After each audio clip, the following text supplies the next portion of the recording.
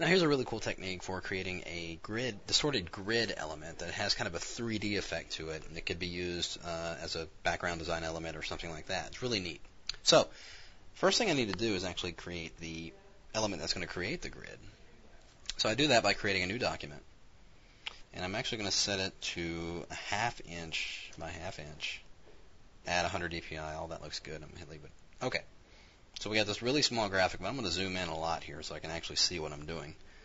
And the first thing I'm going to do is actually on the background layer, if I bring the layers palette in here so you can see, I'm going to Shift Delete and fill that layer with gray. And then I'm going to create a new layer. Then I'm going to do Command or Control A to select all. And with white set as my foreground color here, I'm going to go under Edit to Stroke.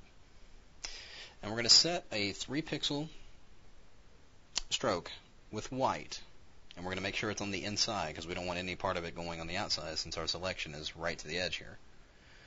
We'll do that and hit OK. Now I want to delete part of this because this is going to be part of a grid pattern. It's going to be the single element of a grid pattern that we're going to create. Now, in order to make it work, I'm going to have to delete part of this. Now, because this stroke here is only 3 pixels wide, I'm going to use my arrow keys because they will only move the selection 1 pixel at a time every time I hit the key. So I'm just going to nudge this over 1, 2, 3. Then I'm going to nudge it down 1, 2, 3. And then I'm going to hit delete. So there I have, which is going to be part of the grid graphic that we're going to create. And you'll see how that works in a minute. So here I have the elements that's going to make up my grid. I'm going to do select all once again. Then I'm going to go under Edit to Define Pattern. And there we've gone and created what's going to be ultimately our grid. I'm just going to call this Grid 1. So there. So that's done. I no longer need this document, so I'm just going to close it. Don't save. Don't need it. I'm going to make a new document here, which I've already created. Now, got nothing on the background here yet, so I'm going to go ahead and create a colored background. We'll go ahead and gear and get a blue because I like blue. We'll just fill that in. To give it a little variation, I'm actually going to create a new layer. And with my gradient tool, using the same exact color, I'm just going to draw a gradient, just an arbitrary placement of a gradient there. Now we don't see it because it's the exact same color as the background color is itself, so in order to give it some variation, I'm going to simply change the blending mode to multiply. And there we get a little bit of difference there. I'm just going to do my Command or Control E to merge that down. So now we have that all in the background layer there. Now, I'm going to create a new layer once again. And now we're going to go to Shift Delete, bring up our fill dialog. But now instead of a color, we're going to go over here to Pattern.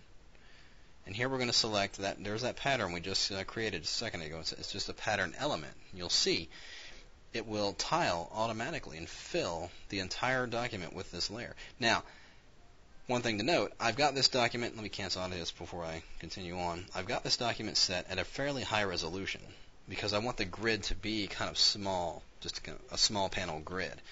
And you saw that I made it a 1/2 inch. If I had made it a 1/2 inch by 1/2 inch, at 250 dpi, as you see here, we'd get a pretty big squares in our grid, and I want it to be relatively small squares in the grid. So with the original pattern icon set to a smaller resolution and our document set to a much higher resolution, we're going to get much more squares in our grid. So going back to my fill dialog, go to Pattern, and we've got that pattern selected. So when I hit OK here, you'll see what happens.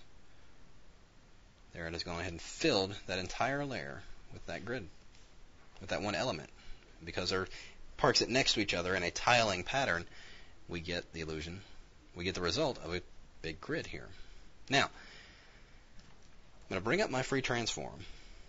That's Command or Control T, and then I'm going to also hold down my Control key on the Mac, right click on the PC, or if you have a 3-button mouse, 3 or 2-button mouse, just bring up this little menu here. I'm going to go to Warp. And here, there's no formula for how I'm distorting this. I'm just simply grabbing areas inside this shape, and just what the warp tool is allowing me to do is just manipulate this pretty much in any direction I want to go with it. I can just play with this all day, maneuver these curve handles over here until I get a really interesting effect with that grid. And once I got something I like, I'll just simply commit it by hitting enter. And this is another reason I'm using a large res file, is when you distort a graphic like this, it has very fine lines. You want to use high res because you don't want your lines to look really, really jagged like that. You can see they're relatively smooth. Now, I want it to blend in nicely with my background, and this is the reason I chose gray as the background when I created that element. So when I change the blending mode to this to overlay, you'll see that it blends in very nicely.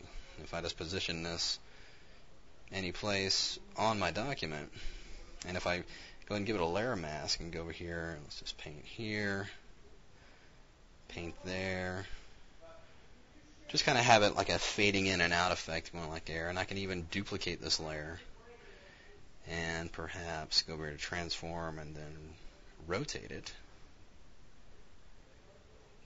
and just kind of position it so we're kind of getting a variation of the background here. And if I just toss in some design elements, there you see we've got a really interesting background we've created right from scratch, just using a few simple techniques right here in Photoshop. So there you go. Give it a try. We'll see you next time.